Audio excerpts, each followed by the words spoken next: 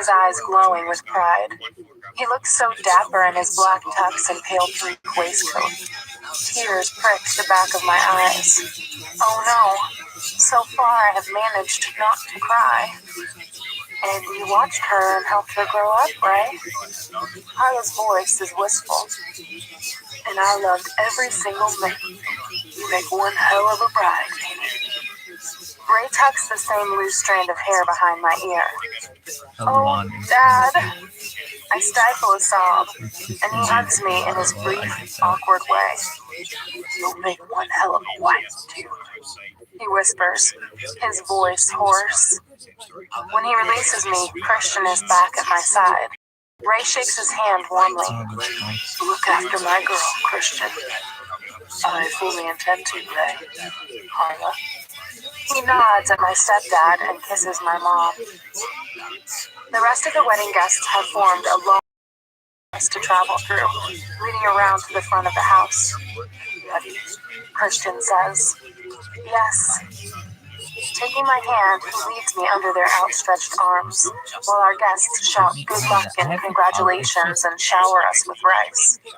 Waiting with smiles and hugs at the end of the arch are Grace and Carrick. They hug and kiss us both in turn. Grace is emotional again as we bid them hasty goodbyes. Taylor is waiting to whisk us away in the Audi SUV.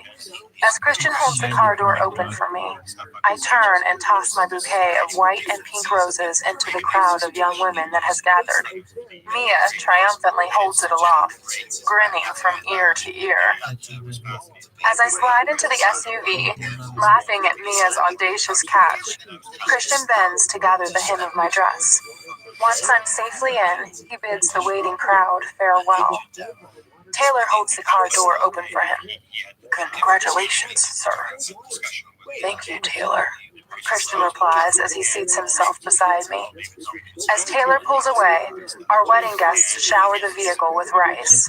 Christian grasps my hand and kisses my knuckles. So far, so good, Mrs. Gray. So far, so wonderful, Mr. Gray. Where are we going? C-Tech, he says simply, and smiles a sphinx-like smile. What is he planning? Taylor does not head for the departure terminal as I expect, but through a security gate and directly onto the tarmac. What? And then I see her, Christian's jet, Gray Enterprises Holdings, Inc., in large blue lettering across her fuselage. Don't tell me you're misusing company property again. Oh, I hope so, Anastasia. Christian grins. Taylor halts the Audi leading up to the plane and leaps out to open Christian's door. They have a brief discussion. Then Christian opens my door, and rather than stepping back to give me room to climb out, he leans in and lifts me. Whoa! What are you doing? I squeak. Carrying you over the threshold, he says. Oh, isn't that supposed to be at home? He carries me effortlessly up the steps, and Taylor follows with my small suitcase. He leaves it on the threshold of the plane before returning to the Audi. Inside the cabin, I recognize Stefan, Christian's pilot, in his uniform. Welcome aboard, sir, Mrs. Gray. He grins. Christian puts me down and shakes Stefan's hand.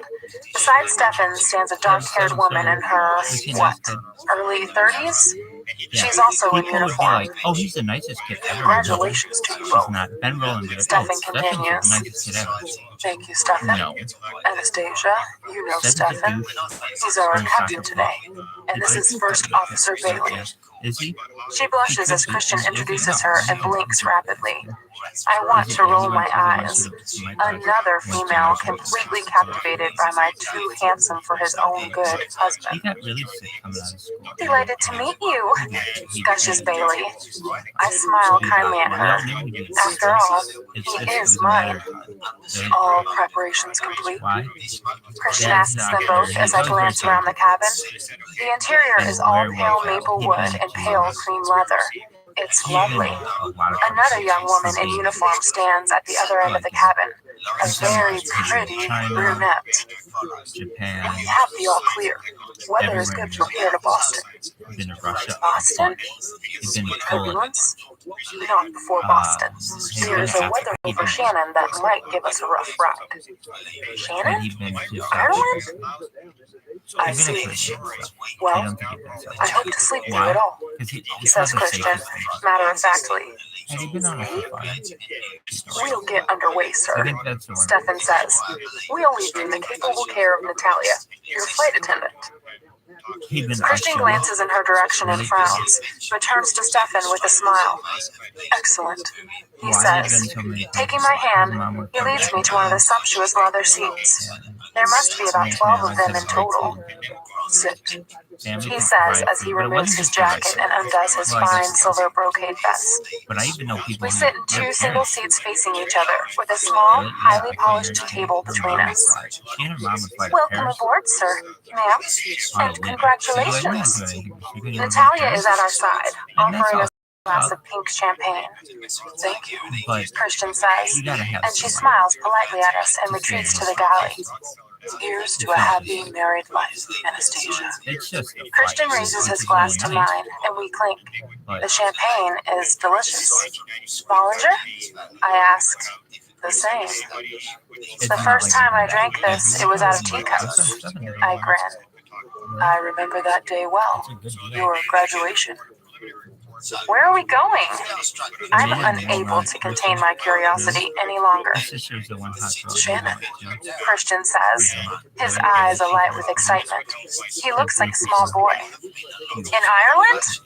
We're going to Ireland? To refuel, he adds, teasing. Then, I prompt.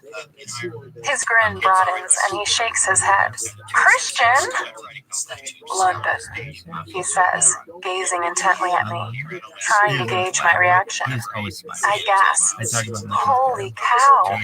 I thought maybe we'd be going to New York or Aspen or maybe the Caribbean. I can hardly believe it. My lifetime ambition has been to visit England. I am lit up from within, incandescent with happiness. Then Paris. Dark hair. What? Then the south of France. Whoa! My hair wasn't as dark. I know you've always dreamed of going to Europe, he says softly. I want to make your dreams come true, Anastasia. You are my dreams come true, Christian. Back at you, Mrs. Gray. He whispers. Oh my. Buckle up. I grin and do as I'm told. As the plane taxis out onto the runway, we sip our champagne, grinning inanely at each other. I can't believe it.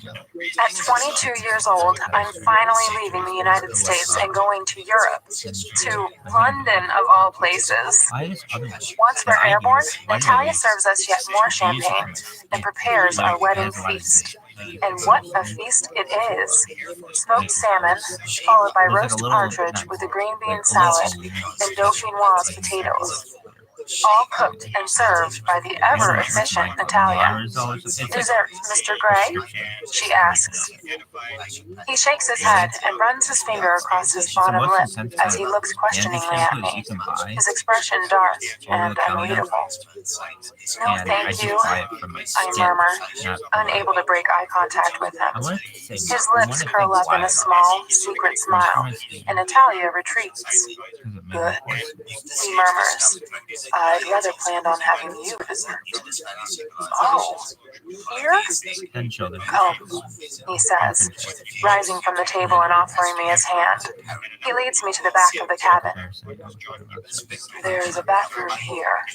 He points to a small door, then leads me on down a short corridor and through a door at the end. Jeez, a bedroom. The cabin is cream and maple wood, and the small double bed is covered in gold and taupe cushions. It looks very comfortable. Christian turns and pulls me into his arms, gazing down at me. I thought we'd spend our wedding night at 35,000 feet. It's something I've never done before. Another first. I gape at him, my heart right, pounding. like all up The on Mile the High Club. I've heard about this. and But first I have to get you out of this fabulous dress.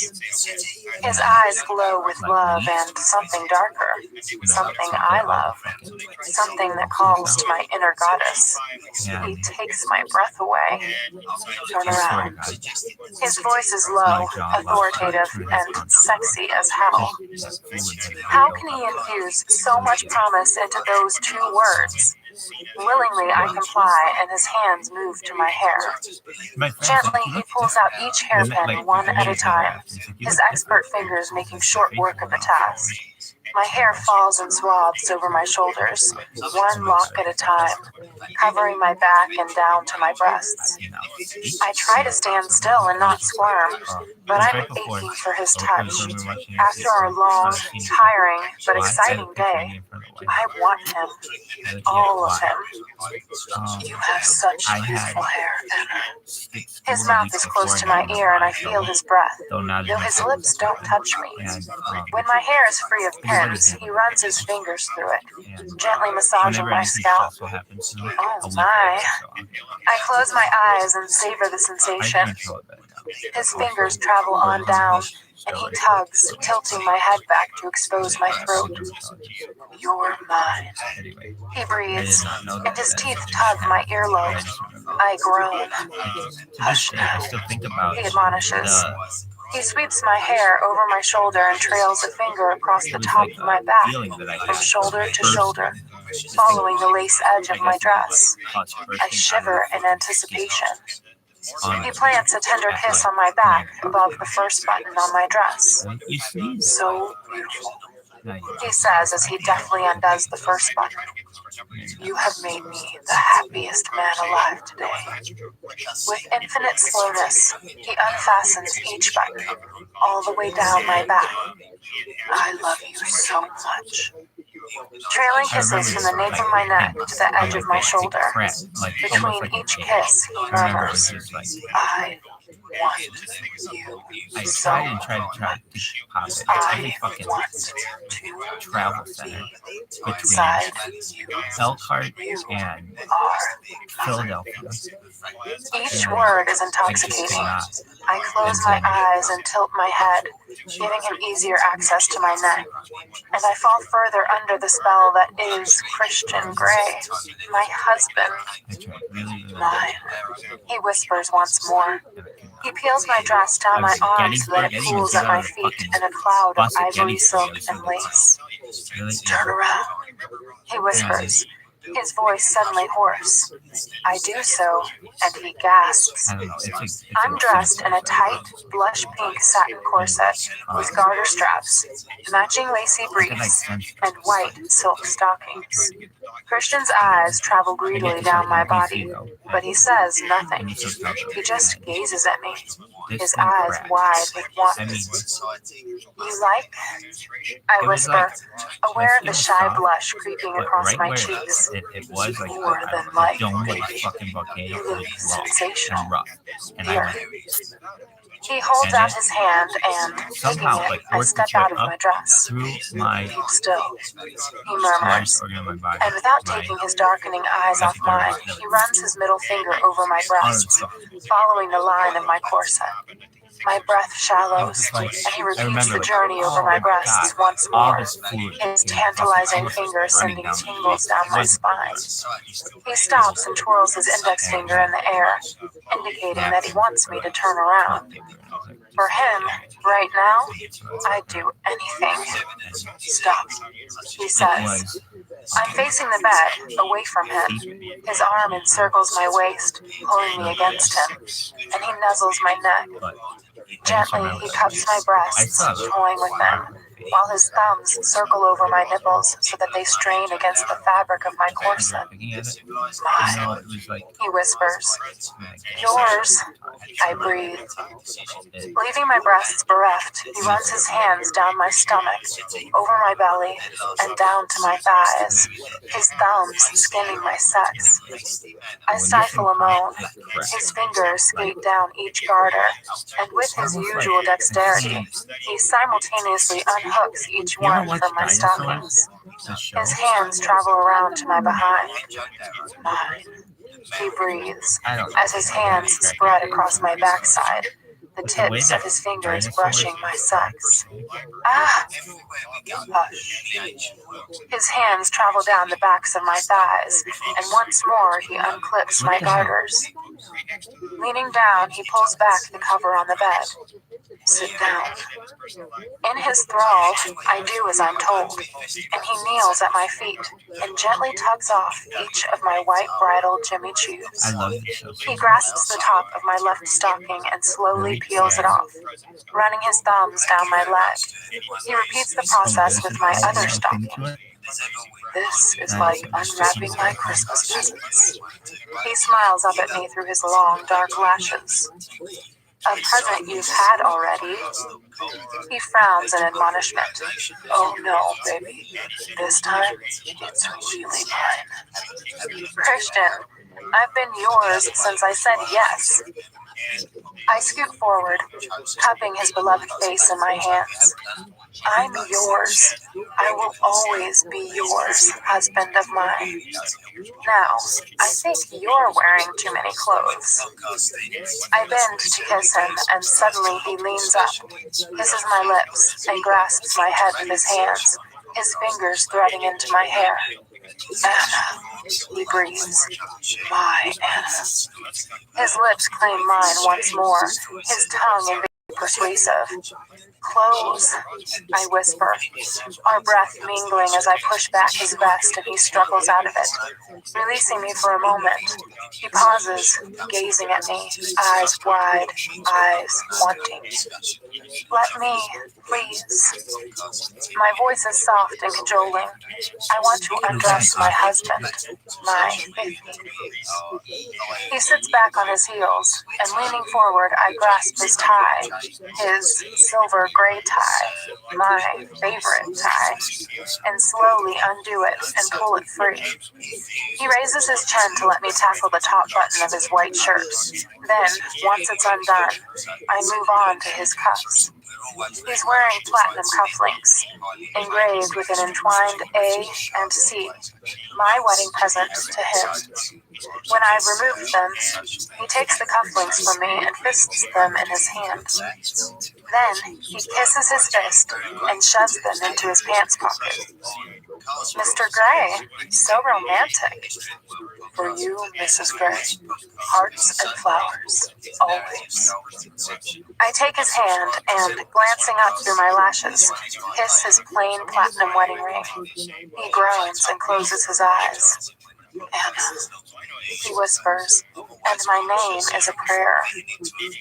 Reaching up to his second shirt button and mirroring him from earlier, I plant a soft kiss on his chest as I undo each of them and whisper between each kiss. You make me so happy.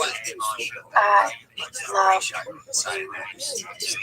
He groans, and in one swift move, he clasps me around the waist and lifts me onto the bed, following me down on it.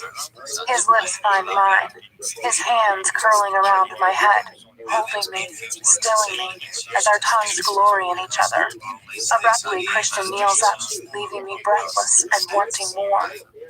You are so beautiful. White. He runs his hands down my legs, then grasps my left foot. You have such lovely legs. I want to kiss every inch of them, starting here. He presses his lips against my big toe and then grazes the pad with his teeth. Everything south of my waistline convulses. His tongue glides up my instep, and his teeth skin my heel and up to my ankle. He trails kisses up the inside of my calf, soft, wet kisses. I wriggle beneath him. Still, Mrs. Gray, he warns, and suddenly he flips me onto my stomach and continues his leisurely journey with his mouth up the backs of my legs, to my thighs, my behind, and then he stops. I groan. Please. I want naked, he murmurs, and slowly unhooks my corset, one hook at a time. When it's flat on the bed beneath me, he runs his tongue up the length of my spine. Christian, please. What do you want, Mrs. Gray? His words are soft and close to my ear. He's almost lying on top of me. I can feel him hard against my behind. You and I, you, my love, my life, he whispers, and before I know it, he's flipped me onto my back. He stands swiftly and in one efficient move dispenses with his pants and boxer briefs, so that he's gloriously naked and looming large and ready over me. The small cabin is eclipsed by his dazzling beauty and his want and need of me. He leans down and peels off my panties, then gazes at me. Hi, he mouths.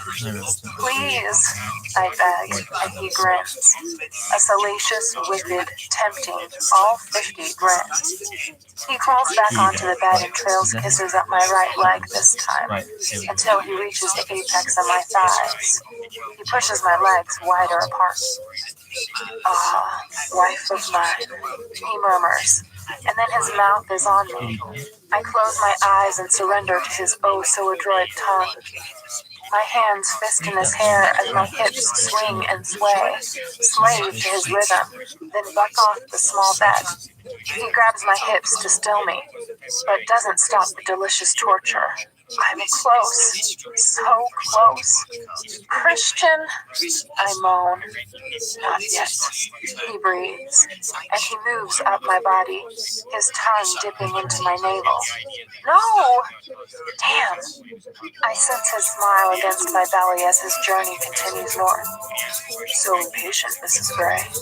We have until we touch down on the Emerald Isle. Eventually, he kisses my breasts and tugs my left nipple between his lips. Gazing up at me, his eyes are dark like a tropical storm as he teases me. Oh my, I'd forgotten. Husband, I want you, please. He looms up over me, his body covering mine, resting his weight on his elbows. He runs his nose down mine, and I run my hands down his strong, supple back to fine backside. Mrs. Gray, wife, we ain't please. His lips brush. I love you. I love you too. Eyes open. I want to see you. Christian! Ah! I cry as he slowly sinks into me. Anna, oh Anna. He breathes, and he starts to move. What the hell do you think you're doing? Christian shouts, waking me from my very pleasant dream. He's standing all wet and beautiful at the end of my sun lounge and glaring down at me. What have I done? Oh no, I'm lying on my back. Crap. And he's mad. Shit, he's really mad. Chapter 2.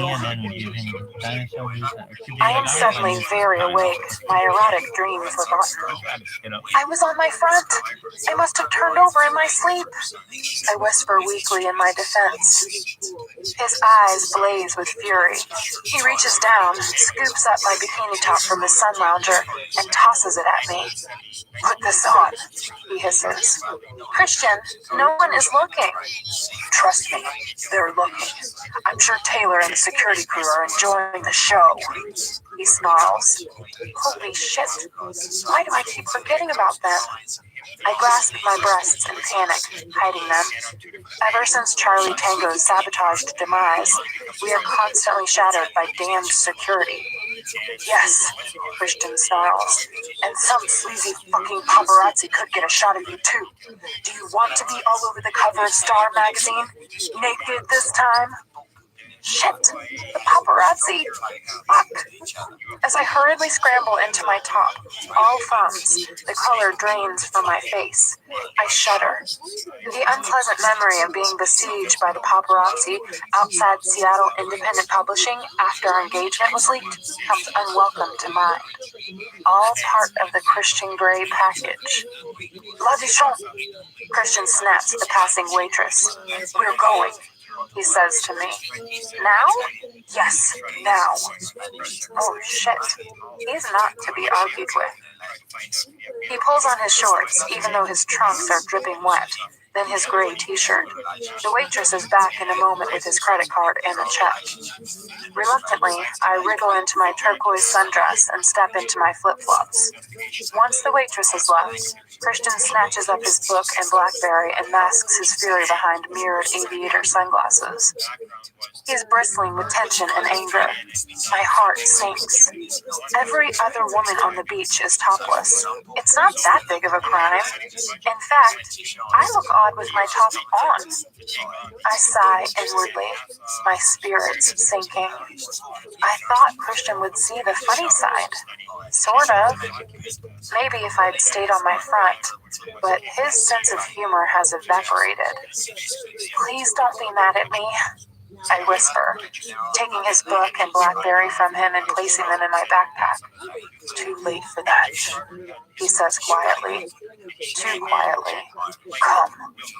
Taking my hand, he signals up to Taylor and his two sidekicks, the French security officers Philippe and Gaston. Weirdly, they are identical twins. They have been patiently watching us and everyone else on the beach from the veranda. Why do I keep forgetting about them? How? Taylor is stony-faced behind his dark glasses. Shit, he's mad at me too. I'm still not used to seeing him so casually dressed in shorts and a black polo shirt. Christian leads me into the hotel, through the lobby, and out onto the street. He remains silent, brooding, and bad-tempered, and it's all my fault. Taylor and his team shadow us. Where are we going? I ask tentatively, gazing up at him. Back to the boat. He doesn't look at me. I have no idea of the time. I think it must be about 5 or 6 in the afternoon. When we reach the marina, Christian leads me onto the dock, where the motorboat and jet ski belonging to the fair lady are moored.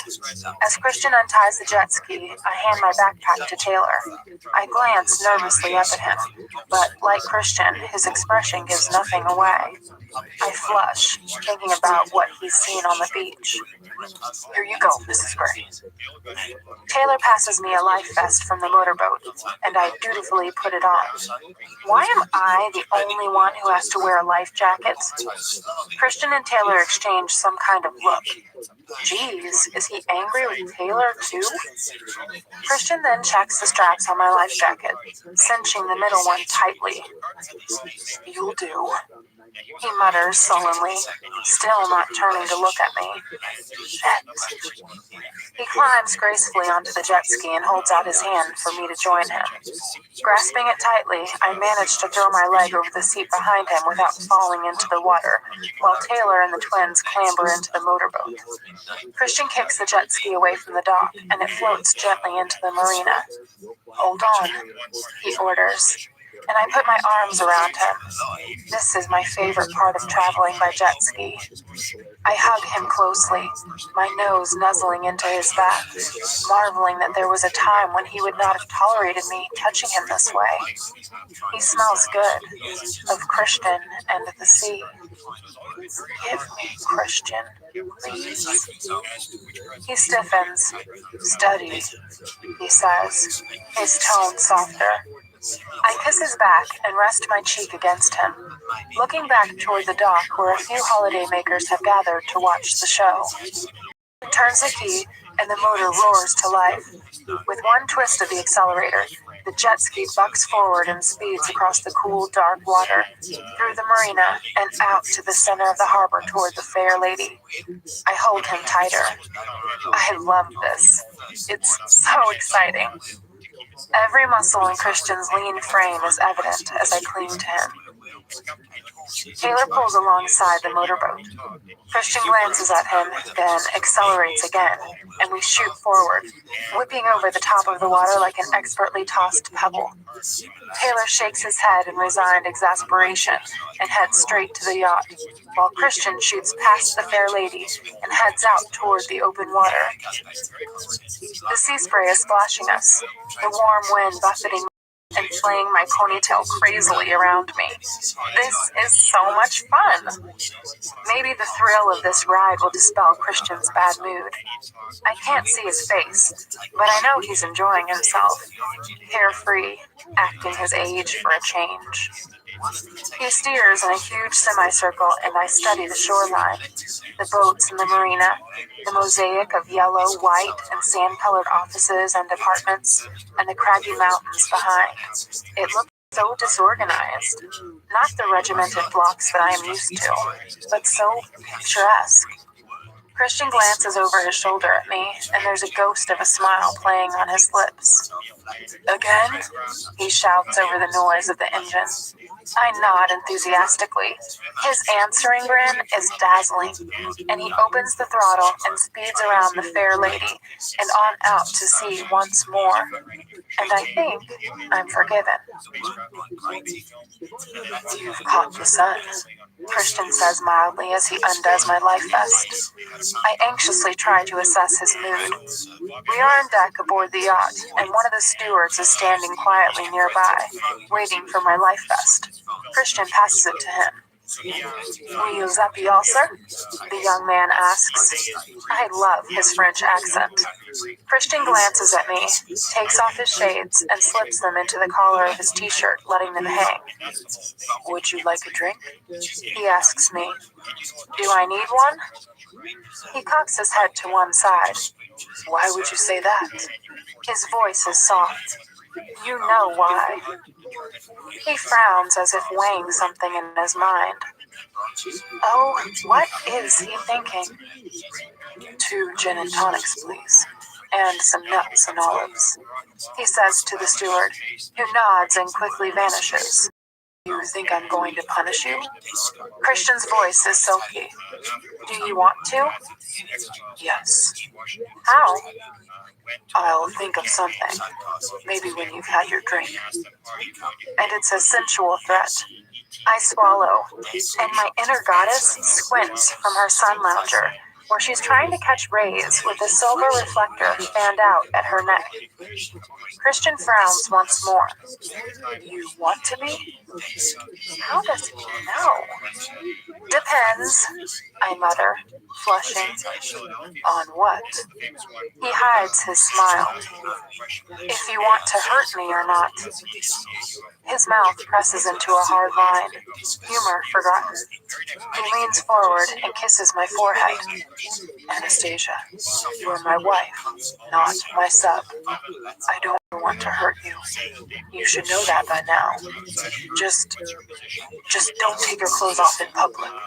I don't want you naked all over the tabloids. You don't want that, and I'm sure your mom and Ray don't want that either. Oh, Ray. Holy shit. He'd have a coronary. What was I thinking? I mentally castigate myself. The steward appears with our drinks and snacks and places them on the teak table. Sit, Christian commands. I do as he says and settle into a director's chair. Christian takes a seat beside me and passes me a gin and tonic. Cheers, Mrs. Gray. Cheers, Mr. Gray. I take a welcome sip. It's thirst-quenching, cold, and delicious. When I gaze at him, he's watching me carefully, his mood unreadable. It's very frustrating. I don't know if he's still mad at me. I deploy my patented distraction technique. Who owns this boat? I ask. A British knight, Sir somebody or other. His great-grandfather started a grocery store. His daughter's married to one of the crown princes of Europe. Oh. Super rich? Christian looks suddenly wary. Yes. Like you, I murmur. Yes. Oh. And like you. Christian whispers and pops an olive into his mouth. I blink rapidly. A vision of him in his tux and silver waistcoat comes to mind. His eyes burning with sincerity as he gazes down at me during our wedding ceremony. All that is mine is now yours, he says, his voice ringing out clearly, reciting his vows from memory. All mine? It's odd. Going from nothing to... I wave my hand to indicate our opulent surroundings. To everything. You'll get to it. I don't think I'll ever get used to it. Taylor appears on deck. Sir, you have a call. Christian frowns but takes the proffered BlackBerry. Gray, he snaps and rises from his seat to stand at the bow of the yacht. I gaze out at the sea, tuning out his conversation with Roz, I think, his number 2. I am rich, stinking rich. I have done nothing to earn this money, just married a rich man. I shudder as my mind drifts back to our conversation about prenups. It was the Sunday after his birthday, and we were seated at the kitchen table enjoying our leisurely breakfast, all of us. Elliot, Kate, Grace, and I were debating the merits of bacon versus sausage, while Carrick and Christian read the Sunday paper. Look at this, squeals Mia, as she sets her netbook on the kitchen table in front of us. There's a gossipy item on the Seattle News website about you being engaged, Christian. Already? Grace says in surprise. Then her mouth purses as some obviously unpleasant thought crosses her mind. Christian frowns. Mia reads the column out loud. Word has reached us here at the News that Seattle's most eligible bachelor, the Christian Gray, has finally been snapped up and wedding bells are in the air. But who is the lucky lady? The News is on the hunt. Bet she's reading one hell of a prenup. Mia giggles, then stops abruptly as Christian glares at her. Silence descends, and the atmosphere in the gray kitchen plunges to below zero. Oh no! A prenup? The thought has never crossed my mind. I swallow, feeling all the blood drain from my face. Please, ground, swallow me up now. Christian shifts uncomfortably in his chair as I glance apprehensively at him. No, he mouths at me. Christian, Carrick says gently. I'm not discussing this again. He snaps at Carrick, who glances at me nervously and opens his mouth to say something. No prenup. Christian almost shouts at him and broodingly goes back to reading his paper, ignoring everyone else at the table. They look alternately at me and then him, then anywhere but at the two of us. Christian, I murmur. I'll sign anything you and Mr. Gray want. Jeez, it wouldn't be the first time he's made me sign something. Christian looks up and glares at me. No, he snaps. I blanch once more. It's to protect you. Christian, Anna, I think you should discuss this in private. Grace admonishes us. She glares at Carrick and Mia. Oh dear, looks like they're in trouble too. Anna, this is not about you, Carrick murmurs reassuringly. And please, call me Carrick. Christian narrows cold eyes at his father and my heart sinks. Hell, he's really mad. Everyone erupts into animated conversation, and Mia and Kate leap up to clear the table. I definitely prefer sausage, exclaims Elliot. I stare down at my knotted fingers. crap. I hope Mr. and Mrs. Gray don't think I'm some kind of gold digger. Christian reaches over and grasps both my hands gently in one of his. Stop it. How does he know what I'm thinking?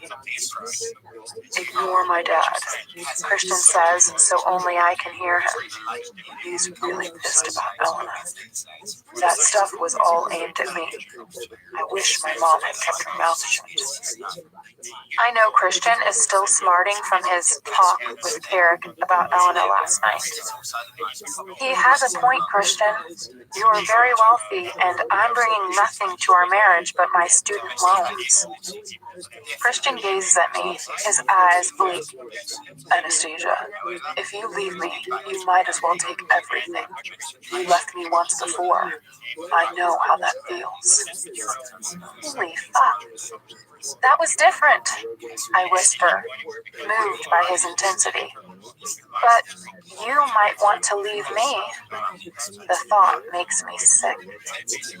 He snorts and shakes his head with mock disgust. Christian, you know I might do something exceptionally stupid, and you... I glance down at my knotted hands, pain lancing through me, and I'm unable to finish my sentence. Losing Christian. Fuck. Stop. Stop now. The subject is closed, Anna. We're not discussing it anymore. No prenup. Not now. Not ever. He gives me a pointed, give it up now look, which silences me. Then he turns to Grace. Mom, he says, can we have the wedding here? And he's not mentioned it again. In fact, at every opportunity, he's tried to reassure me about his wealth, that it's mine too.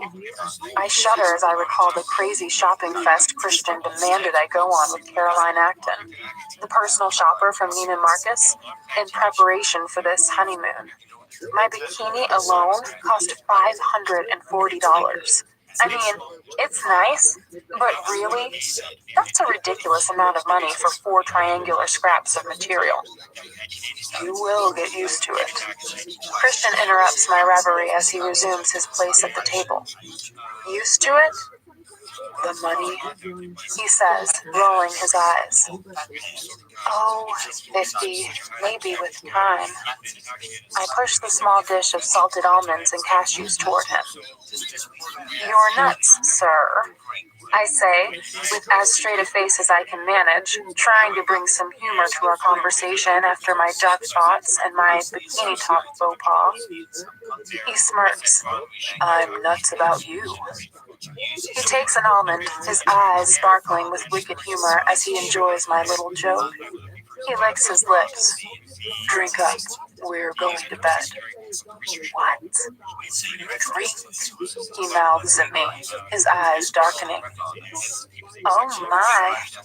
The look he gives me could be solely responsible for global warming.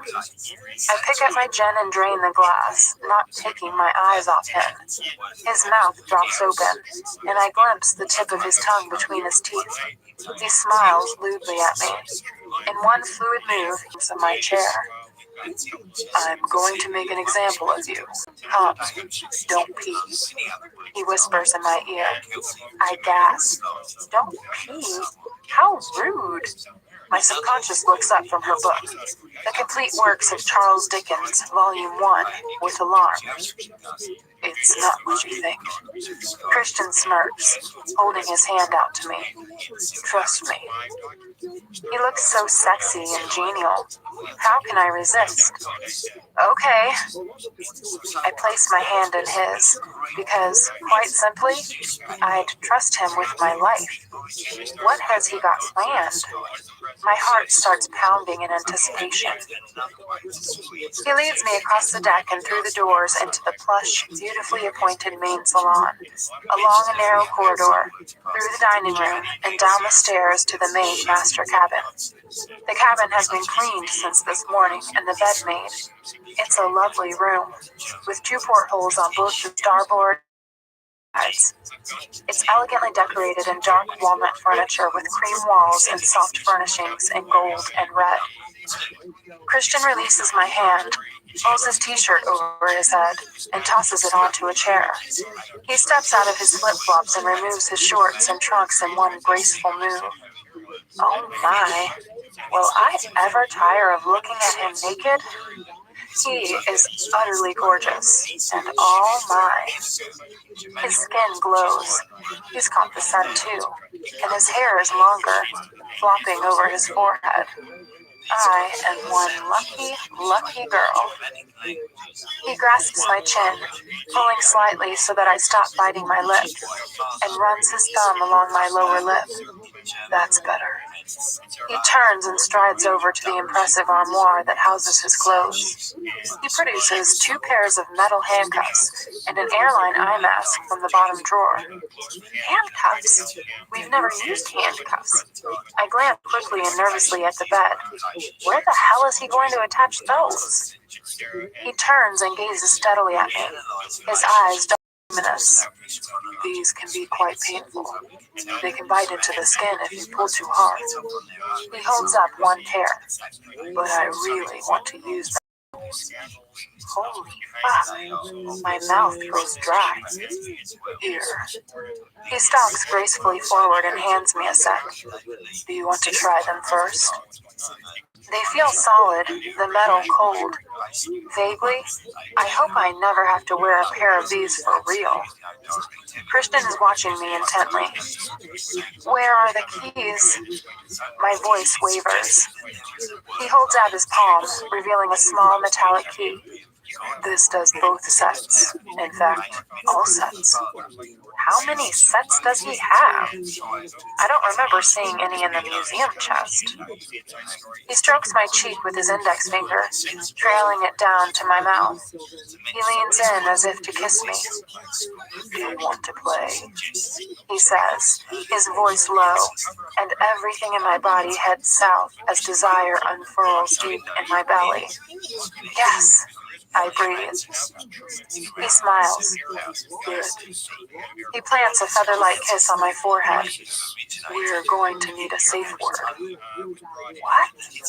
Stop won't be enough because you will probably say that, but you won't mean it. He runs his nose down mine, the only contact between us. My heart starts pounding. Shit! How can he do this with just words? This is not going to hurt. It will be intense, very intense, because I am not going to let you move. Okay. Oh my! This sounds so hot. My breathing is too loud. I am panting already. Thank heavens I'm married to this man. Otherwise, this would be embarrassing. My eyes flick down to his arousal. Okay. My voice is barely audible. Choose a word, Anna. Oh, a safe word, he says softly. Popsicle, I say, panting. Popsicle, he says, amused. Yes. He grins as he leans back to gaze down at me. Interesting choice. Lift up your arms. I do, and Christian grasps the hem of my sundress, lifts it over my head, and tosses it on the floor. He holds out his hand, and I give him back the handcuffs. He places both sets on the bedside table, along with the blindfold, and yanks the quilt off the bed, letting it fall to the floor. Turn around. I turn, and he undoes my bikini top so that it falls to the floor.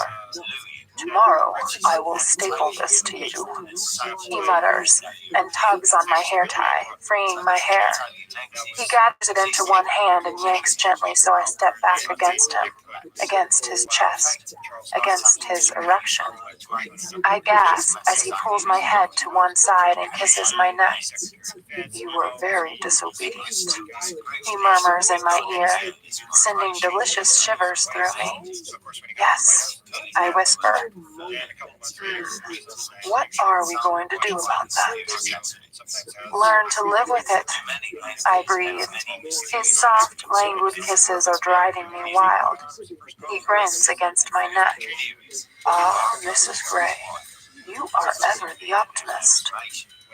He straightens. Taking my hair, he carefully parts it into 3 strands, braids it slowly, and then fastens my hair tie to the end. He tugs my braid gently and leans down to my ear. "I am going to teach you a lesson," he murmurs. Moving suddenly, he grabs me by the waist, sits down on the bed, and yanks me across his knee so that I feel his erection pressed against my belly. He smacks my backside once, hard. I yelp, then I'm on my back on the bed, and he's gazing down at me, his eyes molten gray. I'm going to combust. "Do you know how beautiful you are?" He trails his fingertips up my thighs so that I tingle, everywhere. Without taking his eyes off me, he gets up from the bed and gathers both sets of handcuffs. He grasps my left leg and snaps one cuff around my ankle. "Oh." Lifting my right leg, he repeats the process, so I have a pair of handcuffs attached to each ankle. I still have no idea where he's going to attach them. "Sit up," he orders, and I comply immediately. "Now hug your knees." I blink at him, then draw my legs up so they are bent in front of me and wrap my arms around them. He reaches down, lifts my chin, and plants a soft, wet kiss on my lips before slipping the blindfold over my eyes. I can see nothing. All I can hear is my rapid breathing and the sound of the water lapping against the sides of the yacht as she bobs gently on the sea. Oh my, I am so aroused already. What's the safe word, Anastasia? Popsicle. Good. Taking my left hand, he snaps a cuff around my wrist, then repeats the process with my right. My left hand is tied to my left ankle, my right hand to my right leg. I cannot straighten my legs. Holy fuck. Now, Christian breathes. I'm going to fuck you till you scream. What? And all the air leaves my body. He grasps both of my heels and tips me back so that I fall backward on the bed. I have no choice but to keep my legs bent. The cuffs tighten as I pull against them. He's right. They cut into me almost to the point of pain. This feels weird, being trussed up and helpless on a boat. He pulls my ankles apart, and I groan. He kisses my inner thigh, and I want to squirm beneath him, but I can't. I have no purchase to move my hips. My feet are suspended. I cannot move. You're going to have to absorb all the pleasure, Anastasia. No moving, he murmurs as he crawls up my body, kissing me along the edge of my bikini bottoms. He pulls the strings on each side, and the scraps of material fall away. I am now naked and at his mercy. He kisses my belly, nipping my navel with his teeth. Oh, I sigh. This is going to be tough. I had no idea. He traces soft kisses and little bites up to my breasts. Shh, he soothes. You are so beautiful, Anna. I groan, frustrated. Normally I'd be grinding my hips, responding to his touch with a rhythm of my own, but I cannot move. I moan, pulling on my restraints. The metal bites into my skin. Ah! I cry. But I really don't care. You drive me crazy, he whispers. So I am going to drive you crazy. He's resting on me now, his weight on his elbows, and he turns his attention to my breasts, biting, sucking, rolling my nipples between his fingers and thumbs, driving me wild. He doesn't stop. It's maddening. Oh, please. His erection pushes against me. Christian, I beg, and feel his triumphant smile against my skin. Shall I make you come this way? He murmurs against my nipple, causing it to harden some more. You know I can. He suckles me hard and I cry out, pleasure lancing from my chest directly to my groin. I pull helplessly on the cuffs, swamped by the sensation. Yes, I whimper. Oh, baby, that would be too easy. Oh, please. Shh. His teeth scrape my chin as he trails his lips to my mouth, and I gasp. He kisses me. His skilled tongue invades my mouth, tasting, exploring, dominating. But my tongue meets his challenge, writhing against his. He tastes of cool gin and Christian Grey, and he smells of the sea. He grasps my chin, holding my head in place. Still, baby, I want you still. He whispers against my mouth. I want to see you. Oh no, Anna. You'll feel more this way. And agonizingly slowly, he flexes his hips and pushes part way into me. I would normally tilt my pelvis up to meet him, but I can't move. He withdraws. Ah! Christian, please!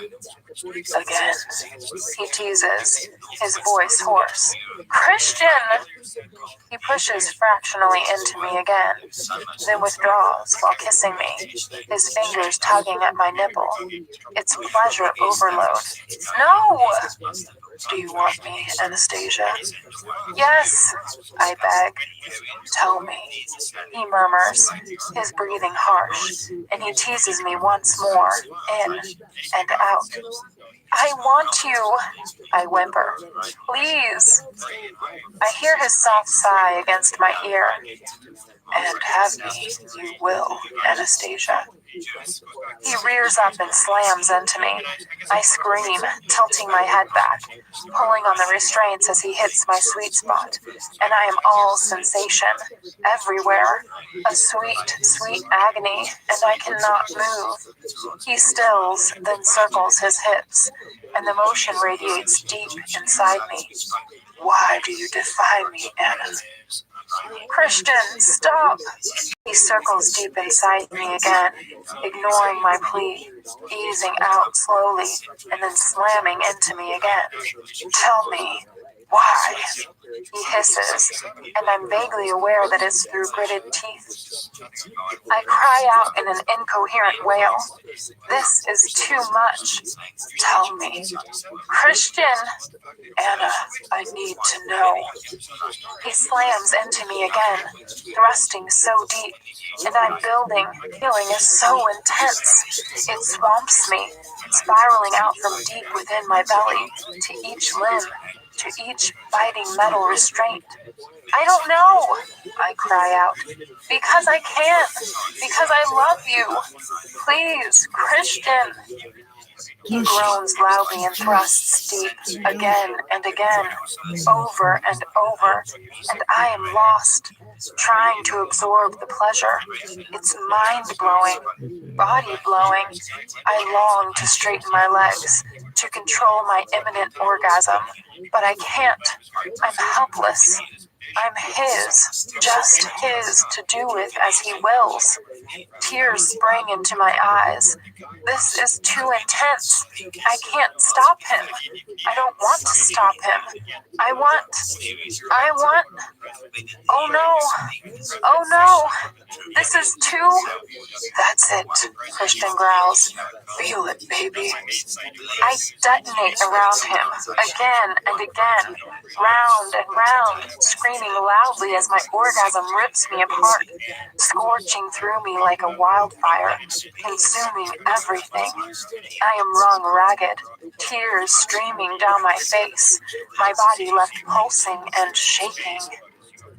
And I'm aware that Christian kneels, still inside me, pulling me upright onto his lap. He clutches my head with one hand and my back with the other, and he comes violently inside me while my insides continue to tremble with aftershocks. It's draining. It's exhausting. It's hell. It's heaven. It's hedonism gone wild. Christian tears off the blindfold and kisses me. He kisses my eyes, my nose, my cheeks. He kisses away the tears, clutching my face between his hands. I love you, Mrs. Gray. He breathes. Even though you make me so mad, I feel so alive with you. I don't have the energy to open either my eyes or my mouth to respond.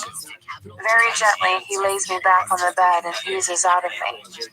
I mouth some wordless protest. He climbs off the bed and undoes the handcuffs. When I'm free, he gently rubs my wrists and ankles, then lies down beside me again, pulling me into his arms.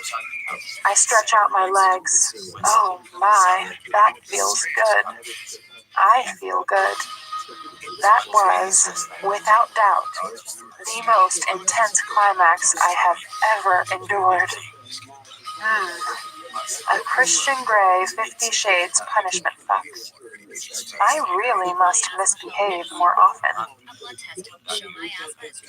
A pressing need from my bladder wakes me. When I open my eyes, I'm disoriented. It's dark outside. Where am I? London? Paris? Oh, the boat. I feel her pitch and roll, and I hear the quiet hum of the engines. We're on the move. How odd. Christian is beside me, working on his laptop, casually dressed in a white linen shirt and chino trousers, his feet bare. His hair is still wet, and I can smell his body wash fresh from the shower, and his Christian smell. Hi, he murmurs, gazing down at me, his eyes warm. Hi, I smile, feeling suddenly shy. How long have I been asleep? Just an hour or so. We're moving? I figured since we ate out last night and went to the ballet and the casino that we'd dine on board tonight. A quiet night, adieu. I grin at him. Where are we going? Can't. Okay. I stretch, feeling stiff. No amount of training with Claude could have prepared me for this afternoon. I rise gingerly, needing the bathroom. Grabbing my silk robe, I hastily put it on. Why am I so shy? I feel Christian's eyes on me. When I glance at him, he returns to his laptop, his brow furrowed. As I absent-mindedly wash my hands at the vanity unit, recalling last night at the casino, my robe falls open. I stare at myself in the mirror, shocked. Holy fuck! What has he done to me? Chapter 3. I gaze in horror at the red marks all over my breasts. Hickeys! I have hickeys! I am married to one of the most respected businessmen in the United States, and he's giving me goddamn hickeys. How did I not feel him doing this to me? I flush. The fact is, I know exactly why. Mr. Orgasmic was using his fine motor sexing skills on me. My subconscious peers over her half-moon specs and tuts disapprovingly, while my inner goddess slumbers on her chaise longue, out for the count. I gape at my reflection. My wrists have red welts around them from the handcuffs. No doubt they'll bruise. I examine my ankles. More welts. Holy hell. I look like I've been in some sort of accident. I gaze at myself, trying to absorb how I look. My body is so different these days. It's changed subtly since I've known him. I've become leaner and fitter, and my hair is glossy and well cut. My nails are manicured, my feet pedicured, my eyebrows threaded and beautifully shaped. For the first time in my life, I'm well groomed, except for these hideous love bites. I don't want to think about grooming at the moment. I'm too mad. How dare he mark me like this, like some teenager? In the short time we've been together, he's never given me hickeys. I look like hell. I know why he's done this. Damn control freak. Right. My subconscious folds her arms beneath her small bosom. He's gone too far this time.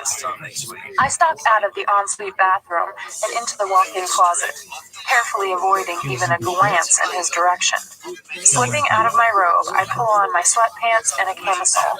I undo the braid, pick up a hairbrush from the small vanity unit, and brush out my tangles. Anastasia?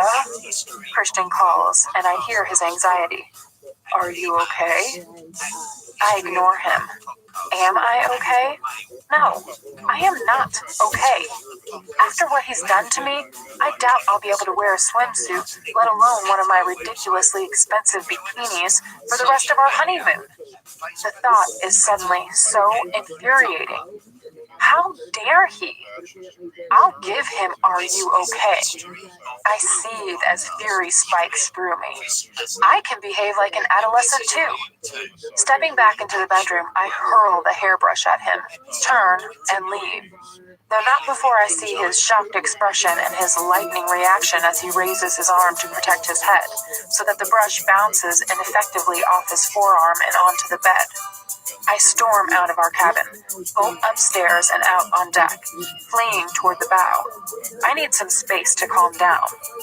It's dark, and the air is balmy. The warm breeze carries the smell of the Mediterranean and the scent of jasmine and bougainvillea from the shore.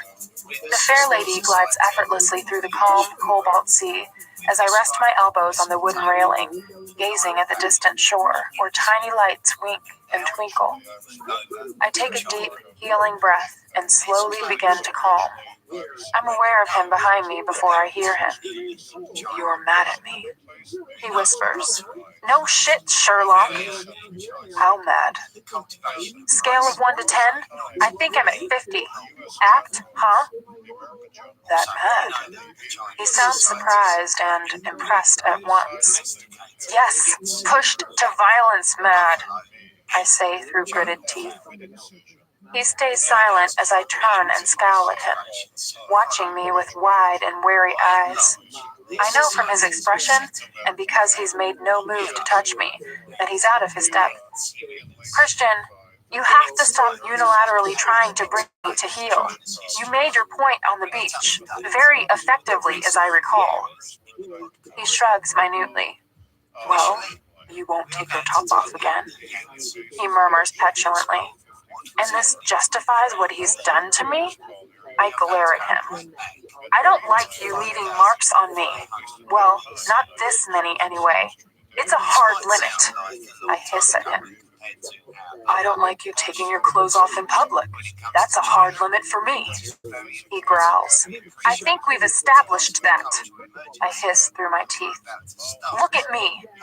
I pull down my camisole to reveal the top of my breasts. Christian gazes at me, his eyes not leaving my face, his expression wary and uncertain. He's not used to seeing me this mad. Can't he see what he's done? Can't he see how ridiculous he is? I want to shout at him, but I refrain. I don't want to push him too far. Heaven knows what he'd do. Eventually, he sighs and holds his palms up in a resigned, conciliatory gesture. Okay, he says, his voice placating. I get it. Hallelujah. Good. He runs his hand through his hair. I'm sorry. Please don't be mad at me. Finally, he looks contrite, using my own words back at me. You are such an adolescent sometimes. I scold him foolishly, but the fight has gone out of my voice, and he knows it. He steps closer and tentatively raises his hand to tuck my hair behind my ear.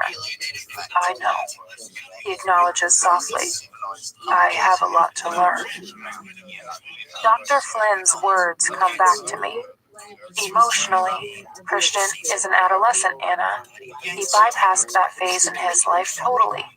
He's channeled all his energies into succeeding in the business world, and he has, beyond all expectations.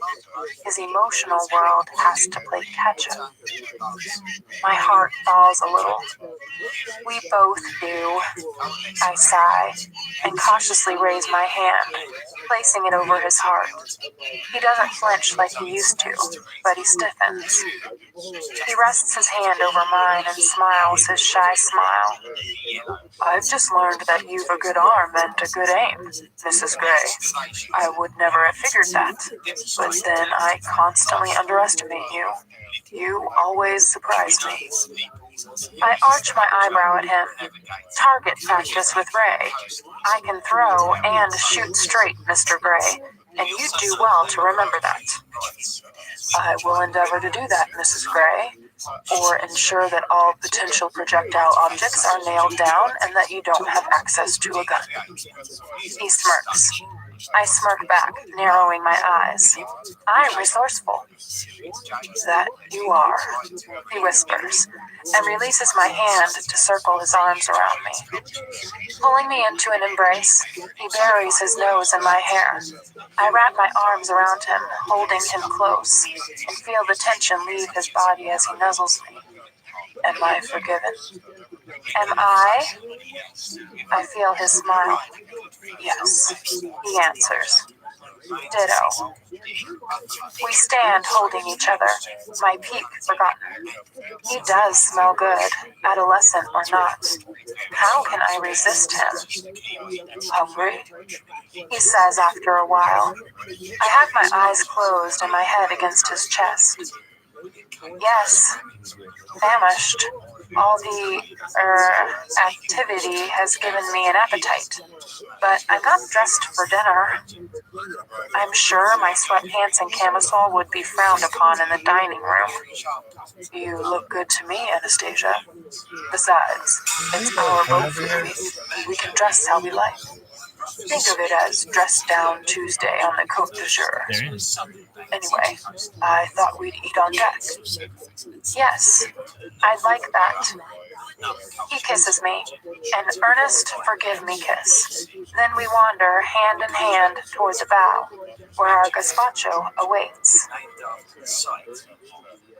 The steward serves our creme brulee and discreetly retires. Why do you always braid my hair? I ask Christian out of curiosity. We're sitting adjacent to each other at the table, my lower leg curled around his. He pauses as he's about to pick up his dessert spoon and frowns. I don't want your hair catching in anything, he says quietly, and for a moment he's lost in thought. Habit, I think. He muses. Suddenly he frowns and his eyes widen, his pupils dilating with alarm. What's he remembered? It's something painful, some early childhood memory, I guess. I don't want to remind him of that. Leaning over, I put my index finger over his lips. No, it doesn't matter. I don't need to know. I was just curious. I give him a warm, reassuring smile. His look is wary, but after a moment, he visibly relaxes, his relief evident. I lean over to kiss the corner of his mouth. I love you, I murmur, and he smiles his heart-achingly shy smile, and I melt. I will always love you, Christian. And I you, he says softly. In spite of my disobedience, I raise my eyebrow. Because of your disobedience, Anastasia. He grins. I crack my spoon through the burned sugar crust of my dessert and shake my head. Will I ever understand this man? This creme brulee is delicious. Once the steward has cleared our dessert plates, Christian reaches for the bottle of rosé and refills my glass. I check that we're alone and ask, what's with the no going to the bathroom thing? You really want to know? He half smiles, his eyes alight with a salacious gleam. Do I? I gaze at him through my lashes as I take a sip of my wine. The fuller your bladder, the more intense your orgasm, Anna. I blush. Oh, I see. Holy cow, that explains a lot. He grins, looking far too knowing.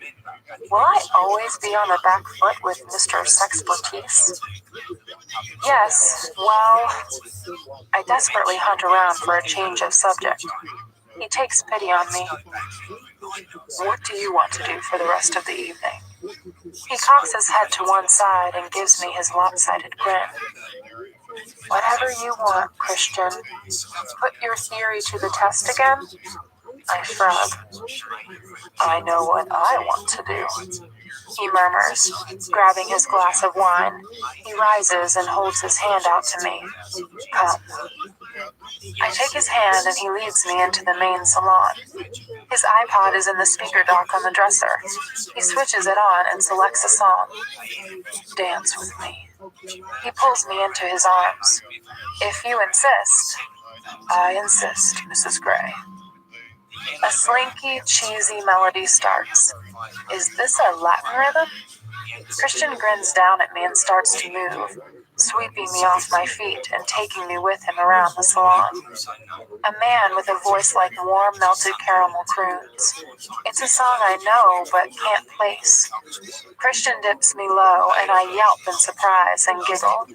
He smiles, his eyes filled with humor. Then he scoops me up and spins me under his arm. You dance so well, I say. It's like I can dance. He gives me a sphinx-like smile but says nothing, and I wonder if it's because he's thinking of her, Mrs. Robinson, the woman who taught him how to dance and how to fuck. She hasn't crossed my mind for a while. Christian has not mentioned her since his birthday, and as far as I'm aware, their business relationship is over.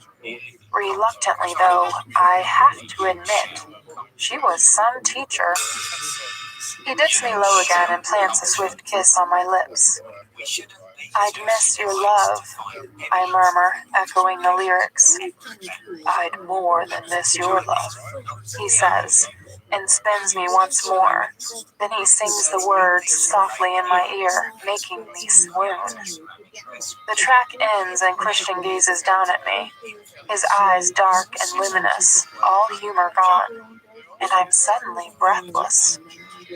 Come to bed with me, he whispers, and it's a heartfelt plea that tugs at my heart. Christian, you had me at I do 2.5 weeks ago. But I know this is his way of apologizing and making sure all is well between us after our spat.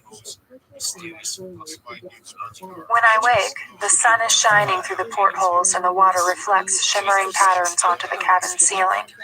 Christian is nowhere to be seen. I stretch out and smile. I'll take a punishment fuck followed by makeup sex any day. I marvel at what it is to go to bed with two different men. Angry Christian and sweet, let me make it up to you in any way I can, Christian. It's tricky to decide which of them I like best. I rise and head for the bathroom. Opening the door, I find Christian inside shaving, naked except for a towel wrapped around his waist. He turns and beams, not fazed that I am interrupting him. I have discovered that Christian will never lock the door if he is the only person in the room. The reason is sobering and not one I want to dwell on. Good morning, Mrs. Gray, he says, radiating his good mood. Good morning yourself. I grin back as I watch him shave. I love watching him shave. He pulls up his chin and shaves beneath it, taking long, deliberate strokes, and I find myself unconsciously mirroring his actions, pulling my upper lip down just as he does to shave his philtrum. He turns and smirks at me, one half of his face still covered in shaving soap. Enjoying the show? He asks. Oh, Christian, I could watch you for hours. One of my all-time favorites, I murmur, and he leans down and kisses me quickly, smearing shaving soap on my face. Shall I do this to you again? He whispers wickedly and holds up the razor. I purse my lips at him. No, I mutter, pretending to sulk. I'll wax next time. I remember Christian's joy in London when he discovered that during his one meeting there, I'd shaved off my pubic hair out of curiosity. Of course, I hadn't done it to Mr. Exacting's high standards. What the hell have you done? Christian exclaims. He cannot keep his horrified amusement to himself. He sits up in bed in our suite at Brown's Hotel near Piccadilly, switches on the bedside light, and gazes down at me, his mouth a startled O. It must be midnight. I blush the color of the sheets in the playroom and try to pull down my satin nightdress so he can't see. He grabs my hand to stop me. Anna, I shaved. I can see that. Why? He's grinning from ear to ear. I cover my face with my hands. Why am I so embarrassed? Hey, he says softly and pulls my hand away. Don't hide. He's biting his lips so that he won't laugh. Tell me, why? His eyes dance with merriment. Why does he find this so funny? Stop laughing at me. I'm not laughing at you. I'm sorry, I'm delighted, he says. Oh, tell me, why? I take a deep breath. This morning, after you left for your meeting, I took a shower and was remembering all your rules. He blinks. The humor in his expression has vanished, and he regards me cautiously. And I was taking them off, one by one, and how I felt about them. And I remembered the beauty salon, and I thought, this is what you'd like. I wasn't brave enough to get a wax. My voice disappears into a whisper. He stares at me, his eyes glowing. This time, not with mirth at my folly, but with love. Oh, Anna. He breathes. He leans down and kisses me tenderly. You beguile me. He whispers against my lips and kisses me once more, clasping my face in both his hands. After a breathless moment, he pulls back and leans up on one elbow. The humor is back. I think I should do a thorough inspection of your handiwork, Mrs. Ray. What? No! He has to be kidding. I cover myself, protecting my recently deforested area. Oh, no you don't, Anastasia. He grasps my hands and pries them away, moving nimbly so he's between my legs and pinning my hands to my sides. He gives me a scorching look that can light dried tinder, but before I can bust, he bends and skims his lips down my naked belly directly to my sex. I squirm beneath him, reluctantly resigned to my fate. Well, what have we here?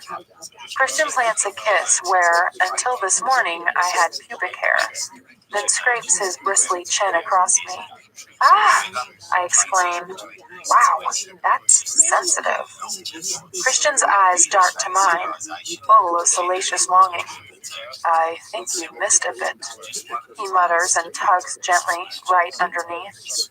Oh, damn, I mutter, hoping this will put an end to his frankly intrusive scrutiny. I have an idea. He leaps naked out of bed and heads to the bathroom. What on earth is he doing?